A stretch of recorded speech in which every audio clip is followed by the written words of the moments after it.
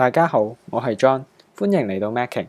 咁 iOS 裝置嘅螢幕旋轉功能確實可以為我哋帶嚟唔少嘅方便，例如喺瀏覽網頁睇片嘅時候，可以選擇最佳顯示方式。但有啲時候，我哋可能有需要鎖定呢個功能。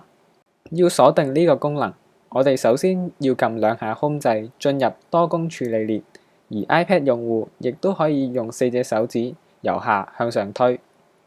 然之後喺多工處理列上面由左向右掃，跟住再揀畫面左下角嘅鎖定掣就可以㗎喇。同時間，如果我哋想知道我哋有冇啟動螢幕旋轉功能嘅話，我哋亦都可以從裝置上面嘅狀態列圖示了解得到。想了解更多豐富嘅內容，歡迎繼續瀏覽 Macking。